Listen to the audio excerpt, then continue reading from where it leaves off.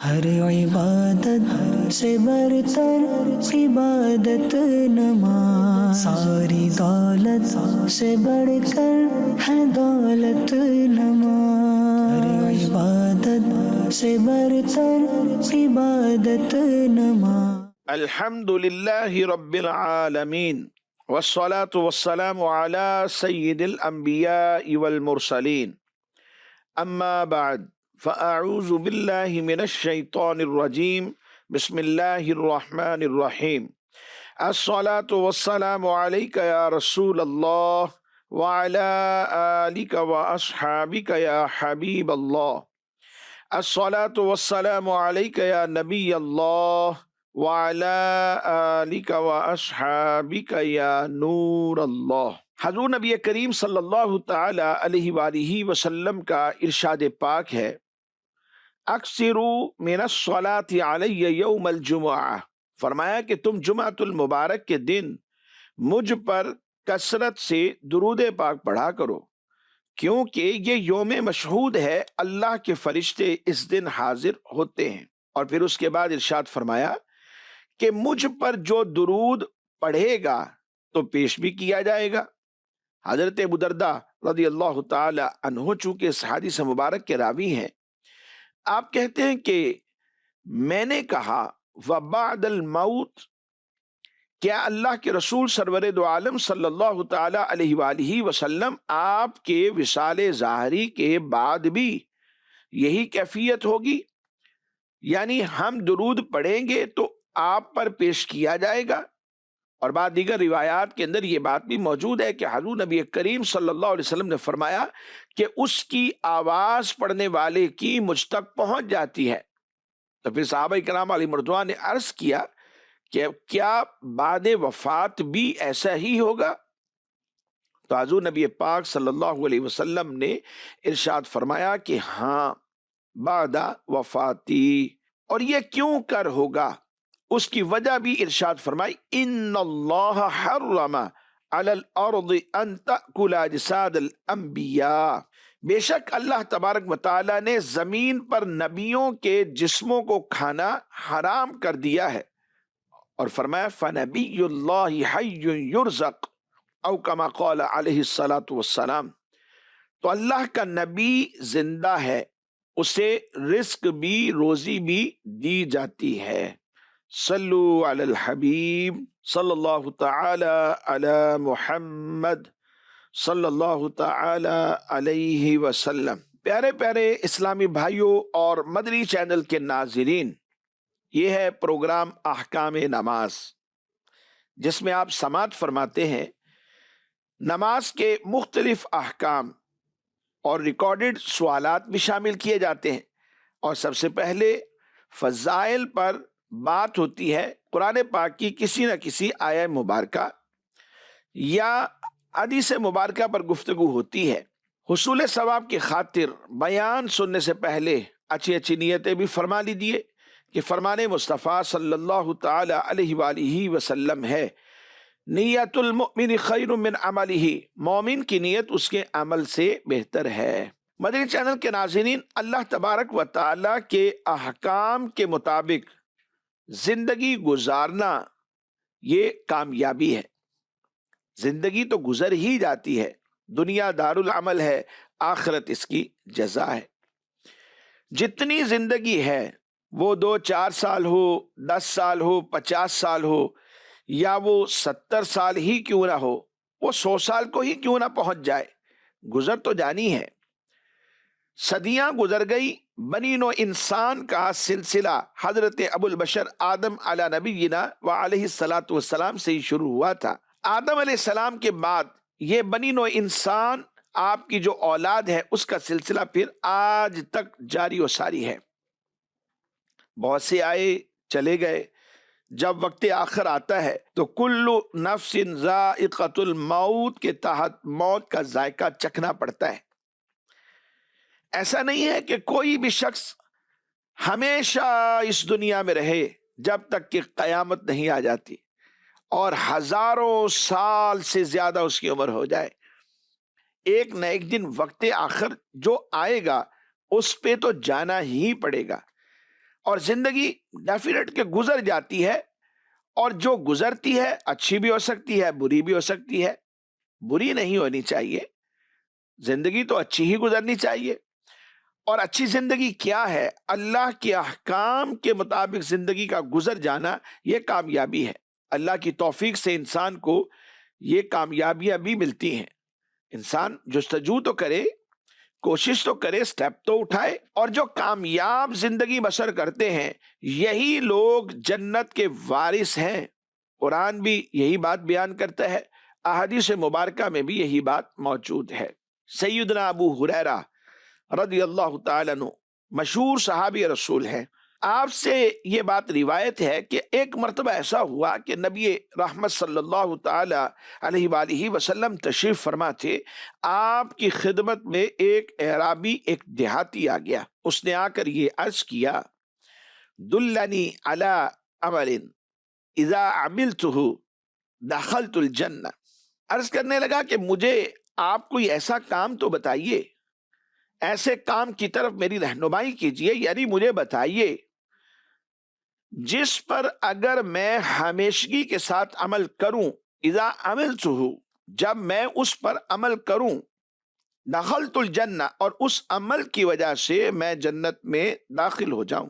تو نبی رحمت صلی اللہ تعالی علیہ وآلہ وسلم نے اس اعرابی کو وہ کام بتایا کہ جو دخول جنت کا سبب بن جاتا ہے۔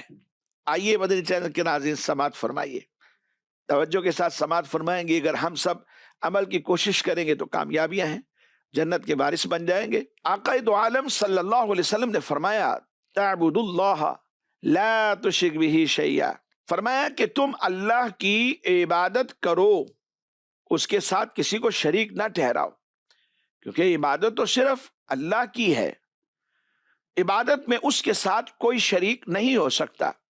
وہ وحدہ لا شریک ہے، وہی معبود ہے، وہی مسجود ہے، اسی کی بارگاہ میں عبادت ہے، عبادت صرف اسی کی ہے، اس کے علاوہ عبادت نہیں۔ قرآن کا بھی یہی فیصلہ ہے، لا تعبدون الا اللہ، اللہ کریم نے یہ ارشاد فرمایا تم عبادت نہیں کر سکتے مگر اللہ کی، یعنی اللہ کی ہی عبادت ہے اور کسی کی عبادت نہیں کی جا سکتی۔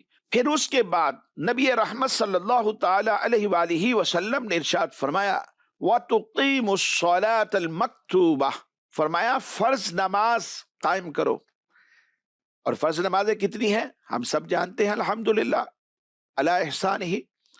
فجر کی نماز، ظہر کی نماز، عصر کی نماز، مغرب کی نماز، عشاء کی نماز، 5 نمازیں فرض ہیں، اور اللہ کا ہم پر احسان، اس کی مہربانی، پڑھتے تو ہم 5 ہیں لیکن ثواب ہمیں 50 کا عطا فرماتا ہے۔ یہ اس کا کرم ہے، یہ اس کی عنایت ہے، اور یہ اس کی مہربانی ہے ہم پر کہ ہمیں ثواب 50 نمازوں کا مل جاتا ہے۔ تو نماز پڑھنے کا اللہ کے نبی سرور دو عالم صلی اللہ تعالی علیہ وآلہ وسلم نے اس اعرابی کو حکم دیا۔ باتیں یاد رکھیے، پہلی بات عبادت صرف اللہ کی ہے، اور دوسری بات کہ نماز جو فرض ہے اسے قائم کرنا ہے۔ باقی اس کے علاوہ تو دیکھیں نوافل کی کثرت انسان کرے گا تو قرب الہی مل جاتا ہے، جتنا زیادہ نوافل پڑھے گا اتنا زیادہ اس کے پاس قرب ہوگا۔ یہاں بات ہم فرض نماز کی کر رہے ہیں، وَتُؤَدِّ الزَّكَاةَ الْمَفْرُوضَ، فرض نماز کی اگر بات ہے تو ساتھ میں جو زکوٰۃ انسان پر واجب ہے، لازم ہے، اس کی بھی بات ہے۔ حضور نے آگے فرمایا کہ جو زکوٰۃ تم پر فرض کر دی گئی ہے، فرض زکوٰۃ کو بھی ادا کرو۔ اور پھر فرمایا وَتَصُومُ رمضان، رمضان المبارک کے روزے رکھو۔ یہاں پر اب 4 باتیں تو ہو چکی ہیں، اللہ کی عبادت یعنی عبادت صرف اللہ کی ہے، اور نماز جو فرض ہے اس کو قائم کرنا، زکوٰۃ ادا کرنا، اور رمضان المبارک کے روزے رکھنا۔ یہ 4 باتیں ذہن میں رکھیے، یہی ارکان اسلام بھی ہیں۔ جی ہاں، وہ اعرابی کہنے لگا، والذی نفسی بیدہ لا ازید علی ھذا، اس ذات پاک کی قسم جس کے ہاتھ میں، جس کے قبضہ قدرت میں میری جان ہے، ان عملوں پر میں کوئی زیادتی نہیں کروں گا، یعنی ایسا نہیں کروں گا کہ میں فرض اپنی طرف سے بنا لوں اور فجر کے 2 فرض ہیں تو میں اب 4 پڑھنے لگ جاؤں، ایسا نہیں ہوگا۔ 2 سنتیں اپنی جگہ رہیں گی، وہ سنتیں موقدہ ہیں، اور فرض 2 ہی رہیں گے۔ اپنی طرف سے میں 2 فرضوں کو 4 فرض نہیں بناؤں گا۔ مغرب کے 3 فرض ہیں تو میں کہوں کہ جناب 4 پڑھ لوں، ایسا نہیں کروں گا۔ میں ان پر جو کہا گیا ہے اس پر میں زیادتی نہیں کروں گا، احکام جیسے ہیں ویسے ہی میں اپنی طرف سے ادا کروں گا۔ فلما ولا، سیدنا ابو ہریرہ رضی اللہ تعالی عنہ آپ کہتے ہیں جب وہ پیٹھ موڑ کر جانے لگا تو نبی رحمت صلی اللہ تعالی علیہ وآلہ وسلم نے ارشاد فرمایا، اگر کوئی ایسے شخص کو دیکھنا چاہے کہ جو جنت والوں میں سے ہے، یعنی جنتی شخص کو دیکھنا چاہے، من اہل الجنہ، فَلْيَنْظُرْ إِلَىٰ هَذَا، فرمایا کہ اسے چاہیے کہ اس بندے کو دیکھ لے۔ اس حدیث مبارک سے واضح طور پر معلوم ہوا کہ ارکان اسلام ادا کرنے والا شخص اگر ایسی باتوں کا ارتکاب نہیں کرتا کہ جو نواقص اسلام ہیں، جو اسلام میں نقص پیدا کرنے والے ہیں، جس بات کو اسلام دین منع کرتا ہے، شریعت نے منع کیا ہے، اگر وہ ان سے رک جاتا ہے اور وہ ارکان اسلام پر جیسا عمل کرنا چاہیے ویسا عمل کرتا ہے تو ضرور بالضرور جنت میں جائے گا، چاہے ابتدا سے ہی اس کے سارے گناہ معاف کر کے اسے جنت میں داخل کر دیا جائے، یا اسے جو گناہ کیے تھے، جو خطائیں ہوئی تھی، ان کی سزا دے کر بالآخر اسے جنت میں داخل کیا جائے۔ یاد رکھیں کافر و مشرک جو ہے اگر توبہ کیے بغیر مر گیا تو ابدی جہنمی خالدین فیہا، ہمیشہ پھر جہنم میں رہے گا۔ اور یہ بہت سارے دلائل سے بات ثابت بھی ہے۔ اللہ کی عبادت سے یہاں پر مراد یہ ہے، یہ بات بھی ذہن میں رکھیں کہ اللہ پر ایمان لائے، مکمل اطاعت کرے، اور شرک اور کفر سے کلیتاً یعنی مکمل کمپلیٹلی اجتناب کرنا ہے۔ اب یہاں پر ایک سوال اگر کوئی کرے کہ حج کا ذکر تو آیا نہیں، شارحین حدیث نے اس حدیث مبارک کے تحت یہ جواب دیا ہے۔ علماء امت نے ہماری اصلاح کی، ہمارے لیے آسانیاں کی تاکہ احادیث ہم سمجھ سکیں، اور کہیں ایسا نہ ہو کہ انسان بہک جائے کسی کے بہکانے پر، جیسا کہ آج کل حالات ہیں۔ جسے نالج نہیں بھی ہوتا وہ بھی سوشل میڈیا پر بیٹھ کر لوگوں کو نالج دینے لگ جاتا ہے، حالانکہ اس کے پاس اس شعبے کا کوئی نالج نہیں ہوتا۔ اپنے طرف سے کوئی بات ادھر کی کوئی ادھر کی بس جمع کر کے لوگوں کو گمراہ کرنے کی کوشش کرنے لگ جاتے ہیں۔ تو ہمارے علماء امت جو ہیں، علماء حقہ جو ہیں، ہماری اصلاح کے لیے، ہماری آسانی کے لیے بہت سارے اصول و ضوابط انہوں نے بنائے اور ہمیں بتائے۔ یہاں پر بھی اس کا جواب یہ کہا کہ ہو سکتا ہے کہ اس وقت حج فرض ہی نہ ہوا ہو، اس وجہ سے حج کی بات نبی رحمت صلی اللہ علیہ وسلم نے نہیں کی، لیکن چونکہ حج اب فرض ہے تو ہمیں اس پر بھی ایمان رکھنا ہے، اور جس پر حج فرض ہے وہ حج کرے۔ یہ ارکان اسلام من جملہ جب انسان عمل کرے گا تو اللہ کی رحمت سے اسے جنت ملے گی۔ مدنی چینل کے ناظرین، آئیے آج کے اس پروگرام میں چند ایک احکام نماز بھی شامل کرتے ہیں۔ بات کریں گے آج ہم شرائط نماز میں سے تکبیر تحریمہ کی، اور آپ جانتے ہیں کہ شرط وہ چیز ہوتی ہے جس پر کوئی دوسری چیز موقوف ہے، یعنی شرط اسے کہتے ہیں کہ کوئی چیز اس کے اوپر موقوف ہے، یہ اگر نہ پائی جائے تو وہ بھی نہیں پائی جائے گی۔ اور یہ مشہور مقولہ ہے، اذا فات الشرط فات المشروط، جب شرط فوت ہو جائے تو مشروط بھی فوت ہو جاتا ہے، یعنی پھر وہ بھی نہیں پایا جاتا۔ تو یہاں پر ہم بات کریں گے تکبیر تحریمہ، جو کہ نماز کی شرط بھی ہے اور نماز کا رکن بھی ہے، ارکان میں سے بھی ہے، فرائض نماز میں سے بھی ہے۔ تکبیر تحریمہ حقیقتاً یہ شرائط نماز میں سے ہے، جی ہاں، مگر چونکہ افعال نماز سے اس کو بہت زیادہ اتصال ہے، بہت زیادہ اتصال، اس وجہ سے فرائض نماز میں سے بھی اسے شمار کیا گیا ہے۔ بلکہ فقہاء کرام نے تو یہاں تک فرمایا کہ نماز کی شرائط یعنی طہارت، ستر عورت، استقبال قبلہ، وقت، یہ تو تکبیر تحریمہ کے لیے شرط ہیں، یعنی تکبیر تحریمہ سے پہلے پہلے یہ 5 کمپلیٹ کرو. تکبیر کے ختم ہونے سے پہلے ان شرائط کا پایا جانا ضروری ہے. اگر اللہ اکبر کہہ چکا اور کوئی شرط مفقود ہے یعنی نہیں پائی جا رہی تو نماز نہیں ہوگی. پھر تکبیر تحریمہ یہ آخری شرط بھی ہے اور نماز کے فرائض میں سے بھی ہے. ہاں لیکن نماز جنازہ میں تکبیر تحریمہ یہ رکن ہی ہے.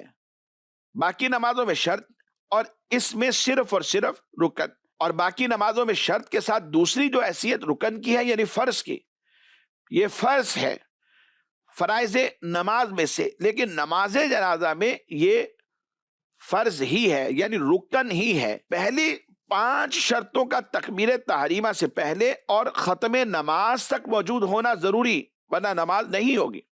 حضور نبی پاک صلی اللہ تعالی علیہ وآلہ وسلم کا عمل یہ تھا کہ آپ اللہ اکبر سے نماز شروع فرمایا کرتے تھے. اس اعتبار سے تو یہ سنت بھی ہو گیا اور حکم بھی یہی ہے کہ بندہ اللہ تبارک و تعالیٰ کا نام لے کر نماز کو سٹارٹ کرے، نماز کو شروع کرے.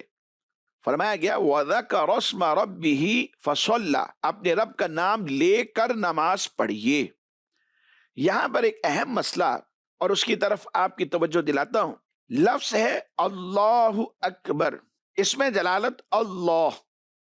اگر خدا نہ خواستہ کسی نے اس میں جلالت کے الف کو لمبا کر دیا اللہ، یا اکبر کا جو الف ہے اسے اکبر پڑھ دیا، یا با کو الف کے ساتھ ملایا اکبار اکبار پڑھ دیا، تو ایسے نماز نہیں ہوگی.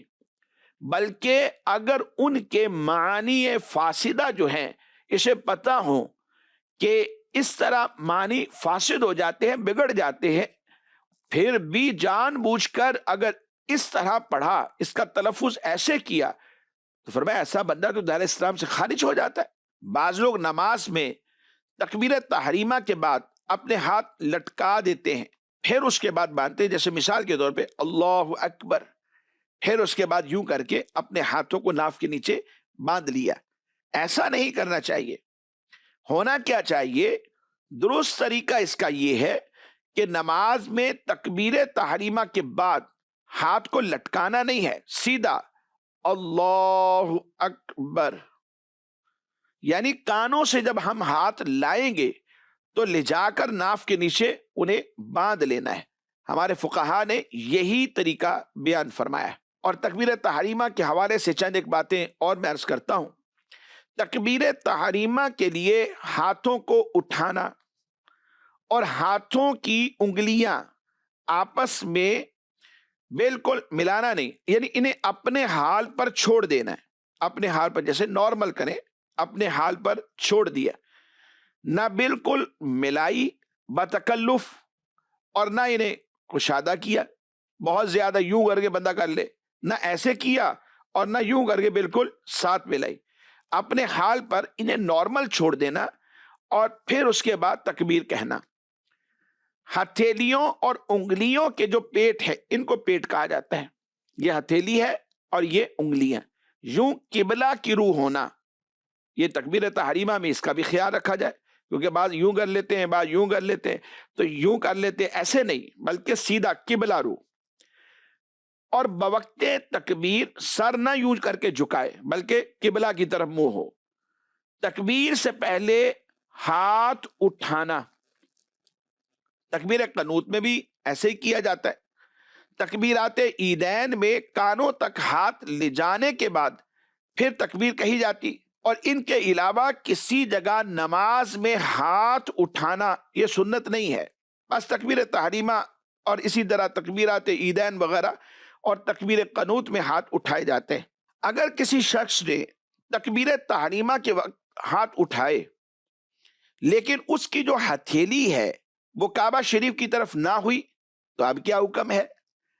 کیونکہ ہمیں تو یہ بتایا گیا ہے کہ ہتھیلیاں یوں قبلہ کی طرف ہوں، لیکن اگر کسی کے ساتھ ایسا ہو گیا کہ اس نے یوں کر کے کر لیا یا یوں کر لیا یا ایسے کر لیا تو اب کیا ہوگا؟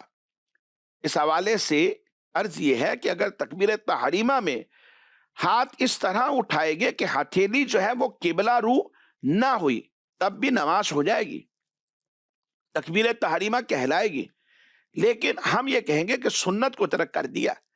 اگر کرتے تو سنت کا ثواب ملتا، لیکن چونکہ سنت کو تو ترک کر دیا، اب اس کا ثواب نہیں ملے گا، کیونکہ تکبیر تحریمہ کہتے وقت ہتھیلیاں اور انگلیاں ان کا یوں کر کے قبلہ کی طرف ہونا یہ سنت ہے، تو سنت کو ترک کر دیا تو وہ ثواب جو ہے وہ مائنس ہو جائے گا، اور ثواب تو ہمیں ایک ایک نیکی چاہیے، تو اس کے لیے کوشش کرنا چاہیے کہ اہتمام کریں، اور اہتمام کر کے پھر اس کے بعد تکبیر کہی جائے۔ تو مدنی چینل کے ناظرین، آئیے آج کے اس پروگرام میں ریکارڈڈ سوال بھی شامل کرتے ہیں۔ عثمان رضا بات کر رہا ہوں۔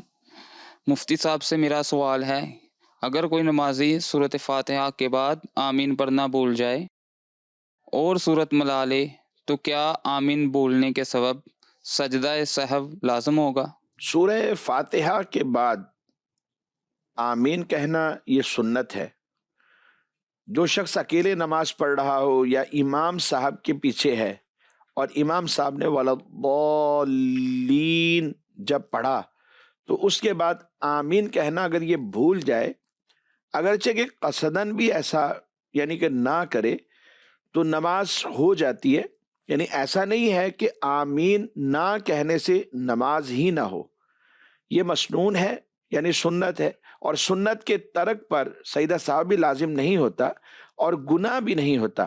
البتہ یہ ہے کہ سنت کا جو ایک عظیم ثواب ہے اس سے محرومی ضرور ہو جاتی ہے، تو اس لیے توجہ رکھنی چاہیے چھوٹی چھوٹی باتوں کی، تاکہ بڑی باتیں تو ہم کوشش کر کے کر ہی لیتے ہیں، لیکن اس کے ساتھ ساتھ چھوٹی چھوٹی جو باتیں ہیں، چھوٹی چھوٹی سنتیں جو ہیں، یہ ایک جائز عمل کوئی بھی ہو اسے کوشش کر کے کر لینا چاہیے، تاکہ ہمارے نامہ اعمال میں ثواب بھی زیادہ ہو جائے۔ مزید سوال چلائیے۔ میرا نام محمد طلحہ اتاری ہے۔ میرا مفتی صاحب سے یہ سوال ہے کہ اذان دیتے ہوئے کانوں میں انگلیاں رکھنا ضروری ہے؟ اذان دیتے ہوئے مؤذن کا اپنے کانوں میں انگلیاں رکھنا یہ ضروری نہیں ہے، نہ ہی فرض ہے نہ واجب ہے، یہ ایک مستحب عمل ہے۔ کوئی بھی شخص اگر بغیر اس عمل کے اذان دیتا ہے تو اذان ہو جائے گی، کیونکہ یہ جو انگلیاں رکھی جاتی ہیں اس میں حکمت یہ تھی کہ اس سے آواز جو ہے وہ زیادہ بلند ہوتی تھی، اور پہلے لاؤڈ سپیکر وغیرہ یہ سلسلہ تو ہوتا نہیں تھا، مائک پر اذان نہیں دی جاتی تھی بلکہ مینارے پہ چڑھ کے اذان دی جاتی تھی، اور آواز جو ہے وہ دور دراز تک جاتی، جہاں تک جاتی وہاں کے لوگ جو ہے نماز میں حاضر ہو جایا کرتے تھے۔ تو اگرچہ کہ وہ حکمت اب موجود نہیں ہے، لیکن اس کے باوجود چونکہ یہ طریقہ تو بہت پہلے سے چلتا چلا آ رہا ہے، یعنی طریقہ متوارثہ ہے، تو اب اس عمل کے خلاف کریں گے تو لوگوں کو تشویش ہوگی، اختلافات پیدا ہوں گے، اور اختلافات سے تو بچنے کا حکم ہے۔ تو ایسی صورت میں بہتر یہ ہے کہ مؤذن جب اذان دے تو کانوں میں انگلیاں بھی رکھ لے، تاکہ اختلافات پیدا نہ ہو، اور مستحب ہے تو اس پر ثواب بھی مل جائے گا۔ مدنی چینل کے ناظرین، ہمارے آج کے اس پروگرام کا وقت اختتام کو پہنچا، ہم آپ سے اجازت چاہتے ہیں اور دعا گو ہیں اللہ کریم ہم سب کو ان احکام نماز پر عمل کی بھی توفیق عطا فرمائے، آمین بجاہ النبی الامین صلی اللہ تعالی علیہ وآلہ وصحابہ وبارک وسلم۔ ہر عبادت سے برتر عبادت نماز، ساری دولت سے بڑھ کر ہے دولت نماز، ہر عبادت سے برتر عبادت نماز۔